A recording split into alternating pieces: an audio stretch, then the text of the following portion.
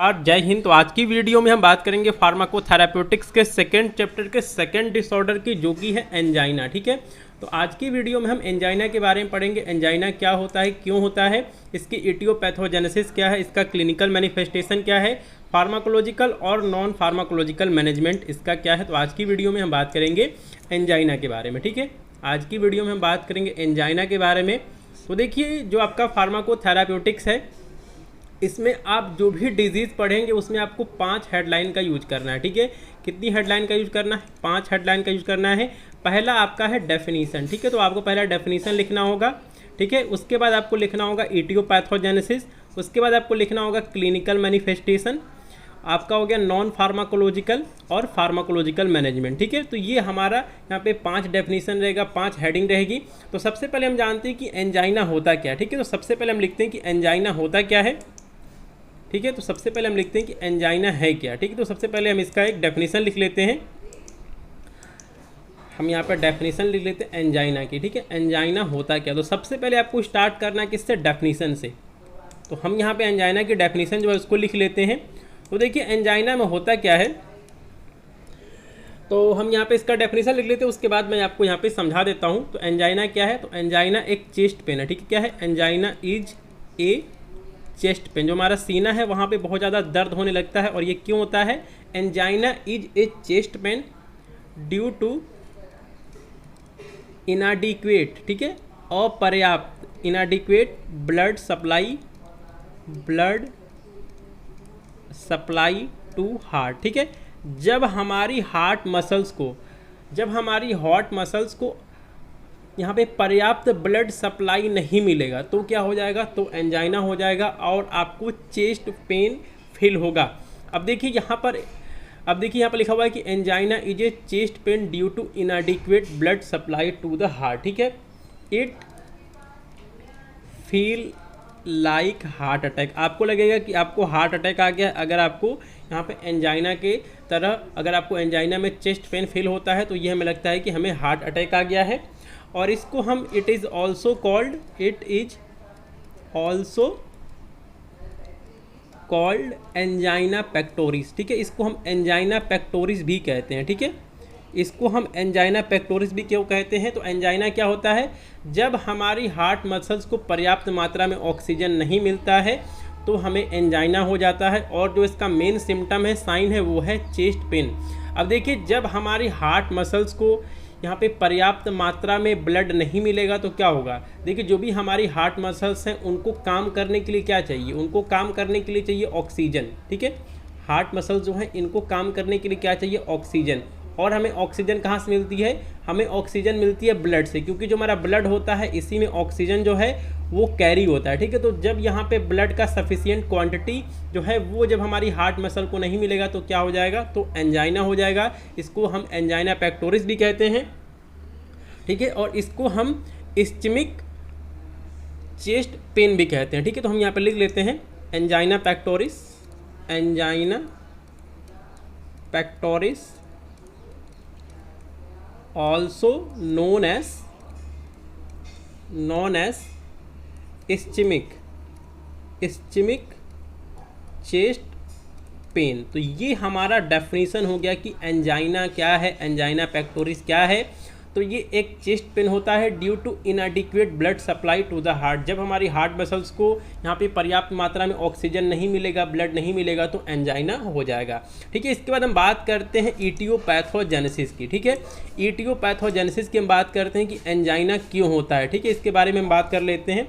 तो हमारी जो यहाँ पर सेकेंड हेडिंग होगी वो होगी इटियोपैथोजेनेसिस की। ठीक है, तो इसके पहले 4 वीडियो फार्माकोथेराप्यूटिक्स की अपलोड हो चुकी है, उसका लिंक मैंने आपको डिस्क्रिप्शन बॉक्स में दिया हुआ है। ठीक है, तो देखिए, सबसे पहले हम जानते हैं कि जो हमारा हार्ट है, ठीक है, इसको आखिरकार सफिशिएंट मात्रा में ब्लड क्यों नहीं मिल पाता है, इसको क्वांटिटी में ऑक्सीजन क्यों नहीं मिल पाता। तो देखिए, आप यहाँ पर एक डायग्राम देख सकते हैं। ये हमारी कोरोनरी आर्टरी है जो कि ब्लड को कैरी करती है कहाँ तक? हार्ट तक।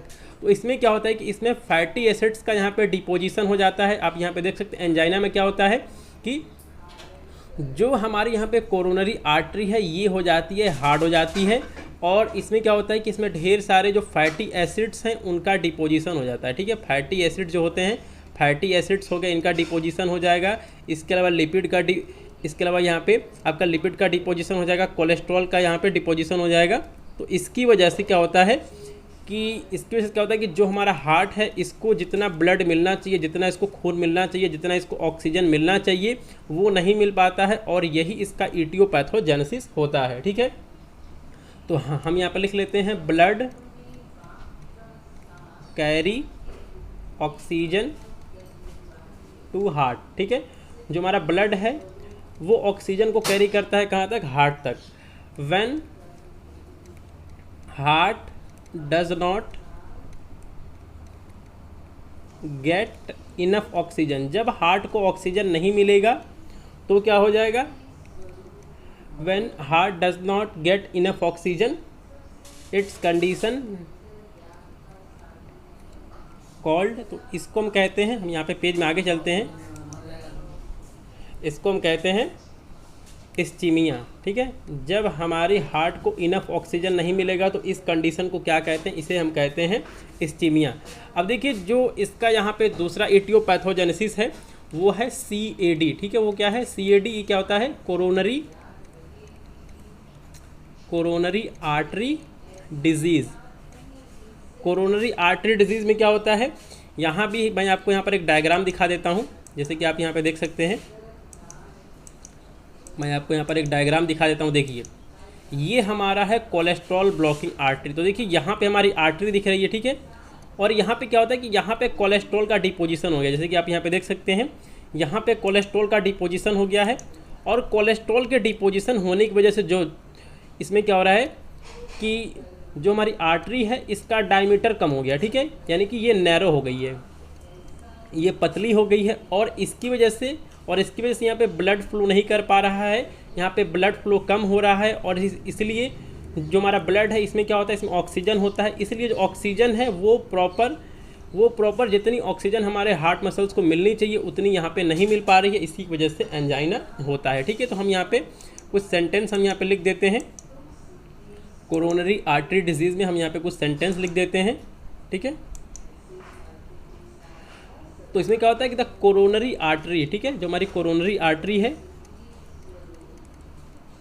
कोरोनरी आर्टरी बिकम नैरो, ये पतली हो जाती है ड्यू टू डिपोजिशन ऑफ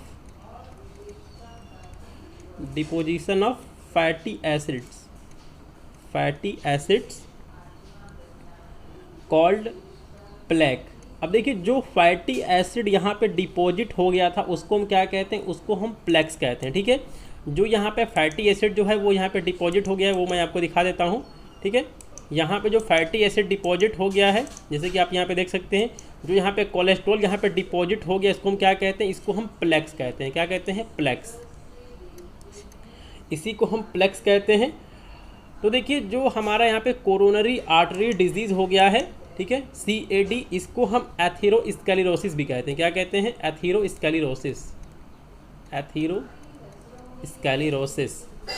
तो ये इसका इटियोपैथोजेनेसिस हो गया। इसके बाद हम बात करते हैं क्लिनिकल मैनिफेस्टेशन की, ठीक है। इसके बाद हम बात करते हैं किसकी? इसके बाद हम बात करते हैं क्लिनिकल मैनिफेस्टेशन की, यानी कि अगर आपको एंजाइना होता है या फिर अगर किसी भी पेशेंट को एंजाइना होता है तो उसका साइन सिम्टम क्या होगा, ठीक है। क्लिनिकल मैनिफेस्टेशन, ठीक है। तो पहला क्या होगा? सबसे पहला तो होगा चेस्ट पेन, ठीक है। चेस्ट पेन, आपको सीने में दर्द महसूस होगा, ठीक है। Chest pain and discomfort. और यहाँ पे दूसरा हो जाएगा नाउजिया, आपको हो सकता है, ठीक है, आपको मितली आ सकती है। तीसरे नंबर की बात करें तो आपको प्रॉब्लम इन ब्रीदिंग, आपको सांस लेने में समस्या हो सकती है, प्रॉब्लम इन ब्रीदिंग। चौथे पॉइंट की बात करें तो आपको शोल्डर पेन हो सकता है, ठीक है, जो आपके कंधे हैं वहाँ पे आपको दर्द महसूस हो सकता है। तो ये सारे क्लिनिकल मैनिफेस्टेशन होते हैं किसके? एंजाइना के, ठीक है। इसके बाद हम बात करते हैं नॉन फार्माकोलॉजिकल मैनेजमेंट के बारे में, ठीक है। इसके बाद हम बात करते हैं किसके? नॉन फार्माकोलॉजिकल मैनेजमेंट की हम बात कर लेते हैं। हमारा अगला जो जो हमारा यहाँ पे अगला हेडिंग है वो है non pharmacological management. Non pharmacological management, तो इसमें क्या होता है कि जो हमारा एंजाइना है उसको हम बिना दवाओं के कैसे कंट्रोल कर सकते हैं, इसके बारे में इसमें हम जानेंगे। तो देखिए पहला जो है इसमें जो पहला पॉइंट है वो हमारा है, जो हमारा पहला पॉइंट है वो है चेंज लाइफ स्टाइल। ठीक है, आपको अपनी लाइफ स्टाइल बदलनी चाहिए। इसमें आप क्या लिख सकते हैं, इसमें आप लिख सकते हैं डू रेगुलर एक्सरसाइज। ठीक है, आपको हमेशा एक्सरसाइज करना है, आपको डेली एक्सरसाइज करना है। ठीक है, do exercise, take healthy food, आपको वेजिटेबल फ्रूट्स जो है इनका ज़्यादा आपको इस्तेमाल करना है। ठीक है, वेजिटेबल फ्रूट्स का आपको ज़्यादा इस्तेमाल करना है। उसके बाद हम यहाँ पे सेकंड नंबर की बात करें, अवॉइड स्मोकिंग, आपको स्मोकिंग नहीं करना है, आपको तंबाकू वगैरह नहीं लेना है। Avoid smoking and alcohol consumption, आपको शराब वगैरह नहीं पीना है। ठीक है, तो ये हमारा हो जाएगा लाइफ स्टाइल में। ठीक है, इसके बाद हम बात करते हैं अगले पॉइंट की। अगले पॉइंट की हम बात करें तो यहाँ पे आप क्या कर सकते हैं, कंट्रोल हाइपर टेंशन। ठीक है, कंट्रोल हाइपर टेंशन, आपको अपना जो आपका जो हाइपर टेंशन उसको कंट्रोल करना है, आपको डायबिटीज़ को कंट्रोल करना है। ठीक है, एंड ओबेसिटी, आपको मोटापे को भी कंट्रोल करना है। ठीक है, उसके बाद हम यहाँ पे अगले पॉइंट की बात करें। ठीक है, तो हम यहाँ पे लिख सकते हैं मॉनिटर योर हार्ट रेट, आपको अपना जो हार्ट रेट है उसको आपको रेगुलरली चेक करते रहना है। ठीक है, तो ये सारी जो चीज़ें हैं वो आपका आ गया नॉन फार्माकोलॉजिकल मैनेजमेंट में। ठीक है, तो इसके बाद हम बात करते हैं फार्माकोलॉजिकल मैनेजमेंट में, जो कि हमारी हो जाएगी हेडिंग नंबर 5। ठीक है, तो हम यहाँ पे फार्माकोलॉजिकल मैनेजमेंट के बारे में बात कर लेते हैं। तो हम यहाँ पे इसके बाद फार्माकोलॉजिकल मैनेजमेंट के बारे में बात कर ले रहे हैं। तो इसमें बेसिकली हम यूज करते हैं मेडिसिन को। ठीक है, pharmacological management, pharmacological management of angina. ठीक है, तो इसमें हम कुछ यहाँ पे मेडिसिन का यूज करेंगे और यहाँ पे कौन कौन सी मेडिसिन है उनके बारे में हम बात कर लेते हैं। तो यहाँ पे जो सबसे पहली मेडिसिन है वो है नाइट्रेट। ठीक है, इसमें हम नाइट्रेट का यूज करते हैं। और इसमें कौन कौन सी मेडिसिन है, इसमें जो सबसे ज़्यादा मेडिसिन यूज की जाती है वो है ग्लिसरिल। ठीक है, ग्लिसरिल ट्राई नाइट्रेट, इसको हम GTN भी कहते हैं। ठीक है, और यहाँ पे जो सबसे ज़्यादा दूसरी मेडिसिन यूज की जाती है वो है आइसोसोर्बाइड डाई नाइट्रेट। ये मेडिसिन क्या करती है कि जो भी हमारी ब्लड वेजल्स हैं ये इनको डायलेट कर देती हैं, जिसकी वजह से जो हमारा ब्लड का फ्लो है वो पर्याप्त मात्रा में हमारे जो हार्ट मसल्स हैं उनको हो पाता है। उसके बाद हम यहाँ पे दूसरे मेडिसिन की बात करें तो ये हमारा होता है बीटा ब्लॉकर। ठीक है, बीटा ब्लॉकर की हम बात कर लेते हैं। बीटा ब्लॉकर में आपका हो गया मीटोप्रोलोल, इसका हम यूज करते हैं। इसके अलावा आप यहाँ पर एक और एग्जांपल लिख सकते हैं एटिनोलोल, इसका भी यूज हम करते हैं एंजाइना में।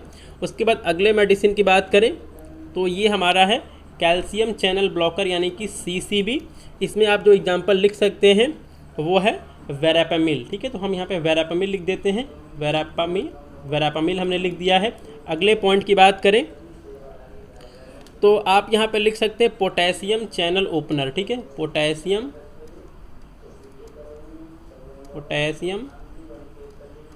चैनल ओपनर, तो इसमें भी हम यहाँ पर एक एग्जांपल लिख देते हैं जो कि है निकोरेंडिल। ठीक है, तो आप यहाँ पे निकोरेंडिल लिख सकते हैं, निकोरेंडिल हमने यहाँ पे लिख दिया है निकोरेंडिल। और हम यहाँ पर एक और एग्जांपल लिख लेते हैं, तो हम यहाँ पर एक और एग्जांपल लिख लेते हैं जो कि है साइटोप्रोटेक्टिव ड्रग का। ठीक है, तो हम यहाँ पर एक साइटोप्रोटेक्टिव ड्रग का भी हम यहाँ पे एग्जांपल लिख लेते हैं। 5वां हमारा हो जाएगा साइटोप्रोटेक्टिव ड्रग। साइटोप्रोटेक्टिव ड्रग की बात करें तो इसमें जो हमारा एग्जांपल है वो है ट्राईमेटाजिडिन, ठीक है, तो हम यहाँ पे लिख देते हैं ट्राईमेटाजिडिन।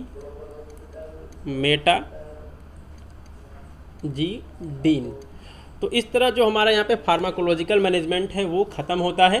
तो देखिए हमने यहाँ पे क्या क्या देखा है। हमने देखा है कि आखिरकार एंजाइना होता क्या है, एंजाइना क्यों होता है, यानी कि उसकी इटियोपैथोजेनेसिस क्या है, उसका क्लिनिकल मैनिफेस्टेशन क्या है, उसका नॉन फार्माकोलॉजिकल और फार्माकोलॉजिकल मैनेजमेंट क्या है। तो दोस्तों आपको ये वीडियो कैसी लगी, आप इस वीडियो को लाइक करें, साथ में जो भी आपके फ्रेंड्स हैं उनके साथ इस वीडियो को जरूर से शेयर कर दें। आपका ये वीडियो देखने के लिए धन्यवाद। जय हिंद।